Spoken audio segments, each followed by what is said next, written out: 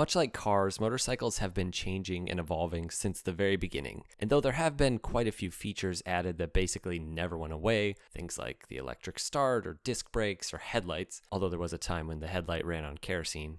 The good old days when your entire front end would set on fire during your commute. But here's the thing I discovered the first time I made a video on weird motorcycle features. There's a lot that's been ditched, and that's what we're looking at today, the stuff that for whatever reason just got ditched.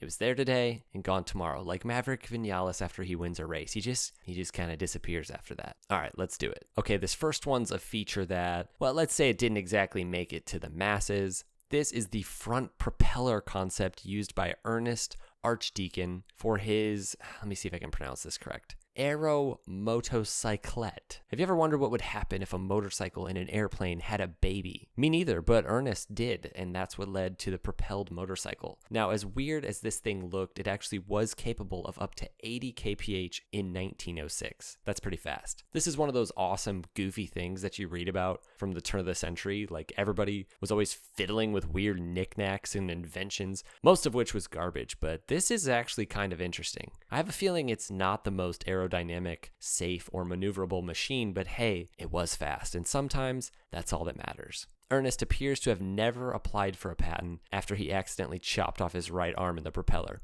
Okay, I made that last part up, but he didn't ever apply for a patent, so kind of interesting. Next, we have retractable wheels. You know that feeling when you've got your motorcycle, it's there in the garage, you've just finished a nice long ride, you're feeling good, and all you want is to be able to make the motorcycle's wheels just pop up into the bike like a scared turtle. Meet the Uno, a self-balancing, retracting, wheeled electric motorcycle thingy invented by Canadian teenager Ben Gulak. Well, he was a teenager in 2006 when he came up with this. Anyways, the thing has had multiple iterations, but the concept is simple. When the wheels are together, it's a self-balancing little one-wheeler, basically. And when the wheels come back out, it's like a stubby little two-wheeler. Okay, maybe this one doesn't exactly belong on the list, as it's not exactly a feature people ever really considered. It's just a crazy, weird motorcycle invention. And yeah, I thought it was kind of cool. Currently, the vehicle is being sold for pre-order as a retractable tricycle. I'm just not entirely sure what the point of this thing is. Like,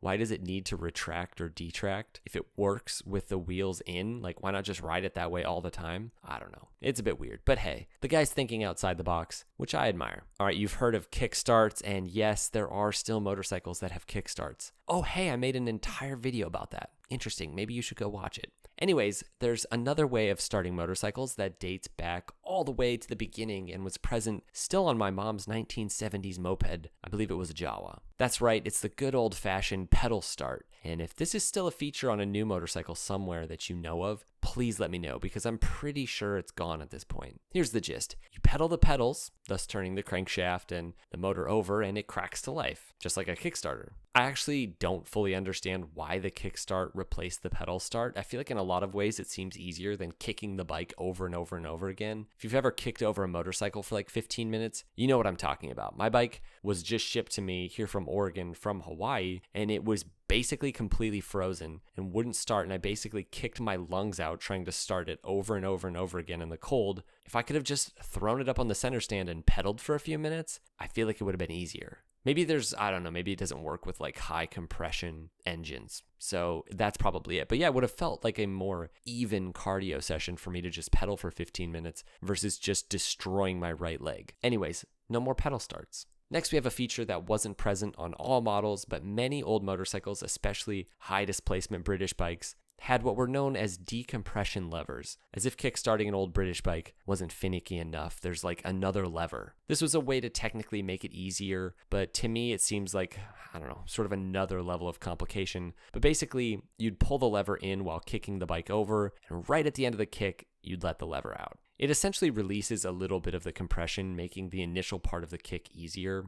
That's the idea. Because a motorcycle like, say, a Vincent Black Shadow comes to mind, you know, a big 1000cc twin like that is incredibly difficult to get going and to turn over without it. versus like my bike, which is a 500cc twin. You know, you don't need a decompression lever on a bike like mine. Obviously, no need for decompression levers anymore, as Kickstarters basically went away. Next, we have hand shifters, commonly seen on old American motorcycles, even up until the early 50s, though the British had basically done away with this model in this format years before. The hand shifter also came with another feature, which is foot pedal clutches. So when one was changed, as with the early Harley panheads, then the other had to be changed as well. Now, I'm not entirely sure about the laws surrounding modern motorcycles and how they have to be set up. I know it's standard to have motorcycles have like right brake levers and left foot shifters, obviously, but I wonder if it's entirely illegal to do something different as a manufacturer. Like, could Harley pump out like a true heritage model with a tank shifter, for example?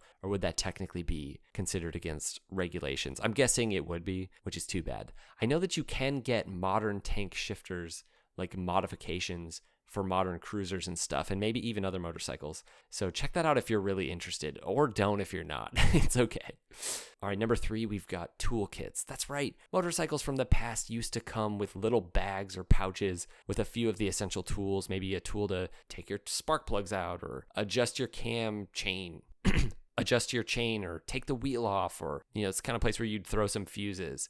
Motorcycles today do not come with such amenities, which is sad in my opinion. Well, I do think there actually are some like modern, more boutique motorcycles that may come with a toolkit, but for the most part, your run-of-the-mill Japanese bike isn't going to have anything like that. And the reason is simple: warranties. All the people making the warranties don't want you whipping out some tools on the side of the road when you break down. They want you towing that puppy because they don't think that you're able to do anything more than mess it up and make it worse, which is understandable, I will say. We as riders do not have the same technical know-how of riders in the 50s and 60s and 70s. Also, bikes are more reliable, so, you know, there's loads of reasons, but I just feel like getting a toolkit with your bike is just a fun, nice little touch. Like how MV Agusta sends you, you know, with certain bikes, a full-blown, like, packet or a box with a bunch of random stuff. I don't know, I like that kind of thing. I think it's cool. Number 2 on our list is the flip up kickstand, infamously used on Ducatis. Now, I've been searching forums and I can't figure out the complete history of this on Italian motorcycles, but basically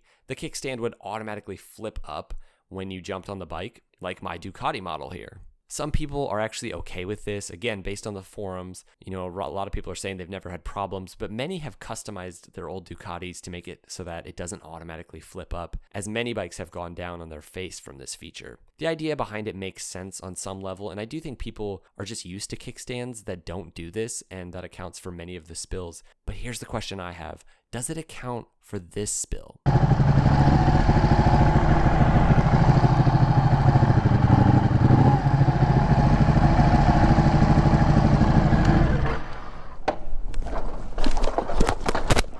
All right, last on our list is a feature that just makes me laugh every time I see it. In the 1970s, Honda put a beeper on some of their bikes to remind riders to turn off their turn signal. So it just literally beeps whenever the turn signal is on. The one I'm most familiar with is the Honda CB550 of the mid-70s. Now, the beep needed to be loud enough that you could hear it while you were riding. And maybe that would be okay on decently fast turns where, you know, you're on the throttle a bit. But most of the time when you turn, as you know, if you ride a motorcycle, you know, it's not happening at breakneck speeds and when the engine is very loud or when the bike is making lots of loud noises.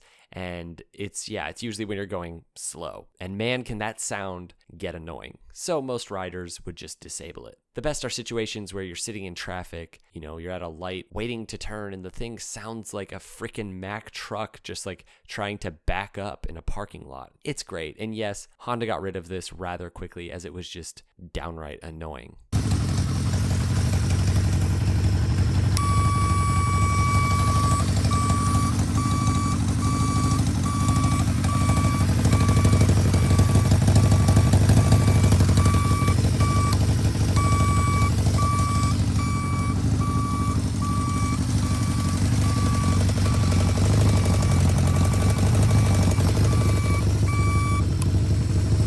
All right, guys, there you have it. More motorcycle features that don't exist anymore. Some were great, some were just surpassed by better options, and some were just stupid and needed to go. Thanks for watching. Make sure to subscribe for more motorcycle content in your feed, and we'll see you next time. Ride safe.